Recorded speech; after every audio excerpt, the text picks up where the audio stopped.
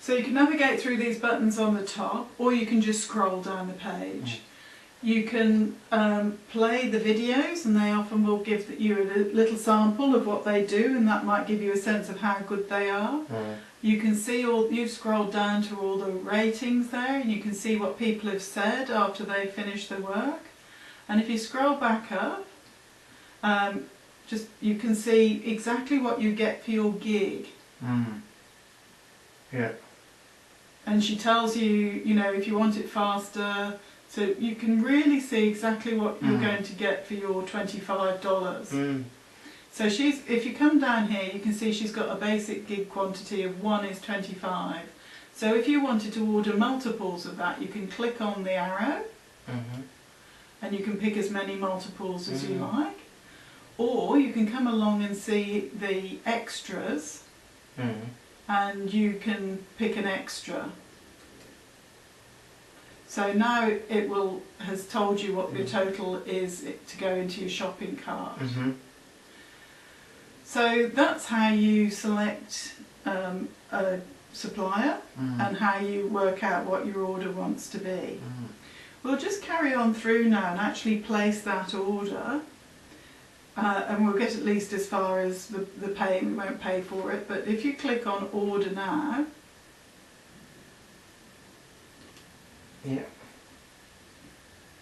it comes up with a confirmation. So this is telling you you've bought one basic gig quantity for your $25, and you've gone for extra fast delivery, which is another 10. Gives you the subtotal of 35, and tells you that 5% processing fee, and that gives you a total of $36.75. And it also is still offering you the gig extra, so if you forgot to add something in, you might want to add it in now. And then you can proceed to payment. So if you click on that, so this is saying, do you want to pay by PayPal or Bitcoin? You can go to PayPal, and you can either log into your PayPal account, or you can just go and use a credit card. So that little bit is exactly the same as on eBay. So we don't want to actually do that now, because we aren't actually telling her what we're going to want to do. So let's go back to pick a gig. You might just have to go back. Yeah.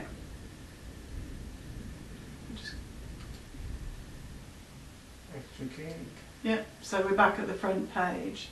So how would you go about selecting somebody? What would you do to select somebody? I'd go into music and audio. Then I'll go down to session musician. Yeah. Click on that, and then I'll choose one of these instruments. Yeah. I'd like, and go from there. Okay. And what kind of criteria do you think you might look for in terms of the seller level? Do you think you prefer the cheap and new, or the experience? I'd probably I'd look at least a couple of them to see what. I'd try the the new one, level 1 type thing, to see, and if I could get a sample of what they sound like, that would give me an indication of how good they are. Because sometimes they might be cheap, but they might be okay. Yeah.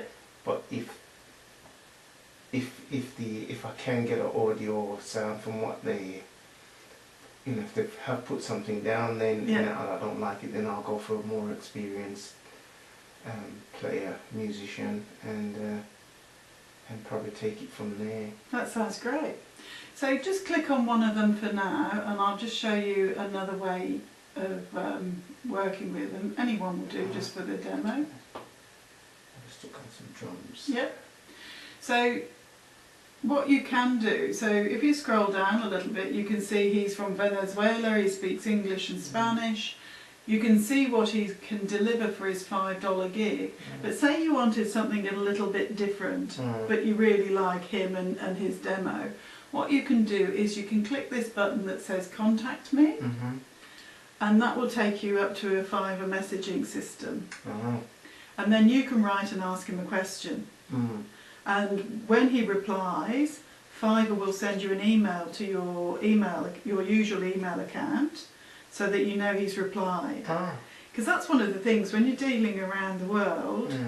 You know, knowing if they've replied or not, you don't want to have to keep coming back into Fiverr. You send it straight to your... It'll send it straight to your email account, and you can just check that out. So some artists ask you always to contact them before booking, because they always want to make them a little bit tailored and bespoke orders, but it gives you the choice, because they can give you a quote and you still don't have to go with them. But if they give you a quote, you know how many multiples of the gig you've got to pay for. So that's one way of getting a bespoke order. So the other way you can get a bespoke order, and I did this when I was creating a music video recently, is I'd got 8 pieces of video, I'd got the music track, I'd got the logo and what I wanted to go on the track, and I wanted all of that put together. Nobody had that gig specified like that.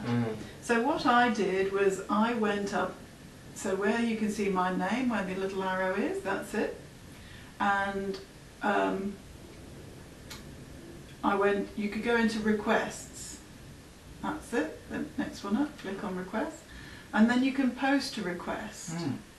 So if you go down and click on post a request, so you can type in exactly what you want. And it only allows you so many characters, so you can only, it's quite a short description.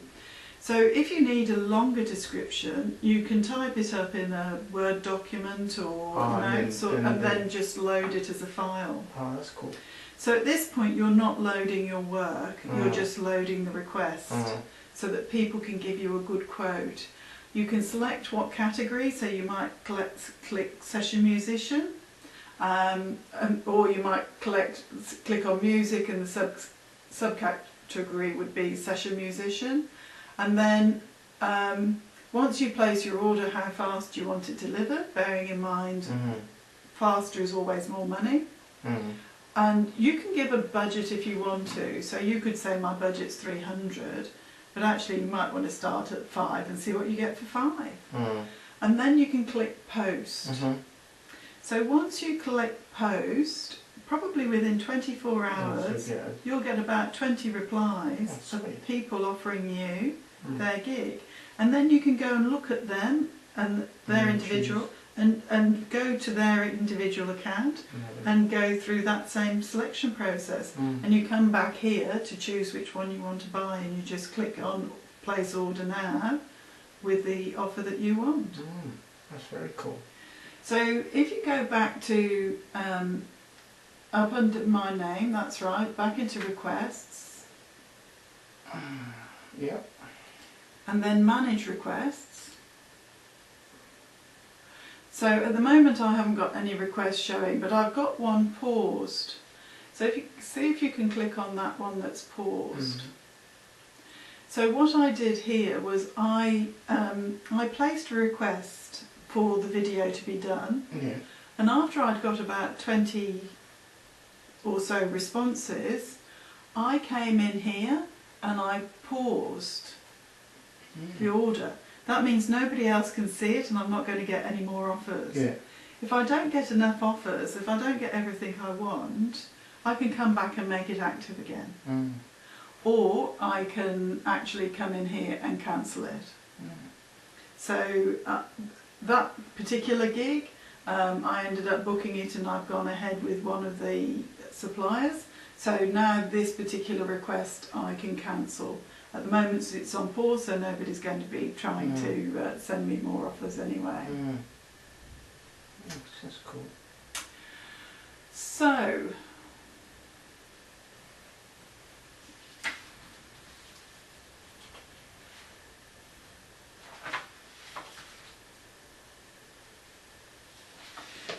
then it's, you know, once you've placed an order, the next question is where's it at? So Fiverr's very good at helping you know where the project is at, because every time it changes status, it will send you a little email to your normal email address. So it'll do that whenever the seller sends you a message. So they might say, "Oh, Lester, can you listen to this now and see if you like it before I finalise the order?" They may deliver your gig, which is a formal process where they say your gig is now ready for you to download. They will also tell you, so when you buy a gig, your seller says it'll be ready within 5 days, within 14 days. You can pay extra to have it faster. And Fiverr will say, okay, you've agreed that this gig's going to be done in 5 days.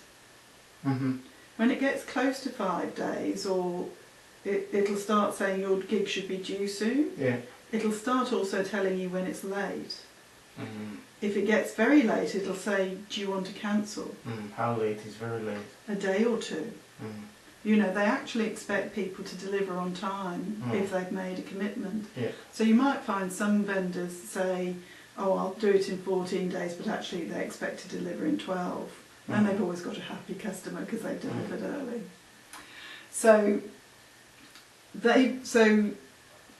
Fiverr will help you track your gigs that way.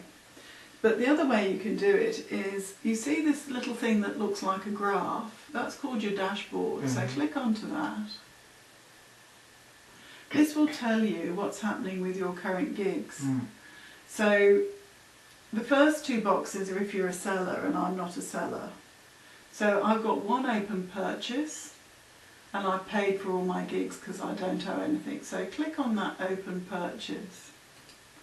Click on that's it. So if you had several gigs, it would have them all lined up.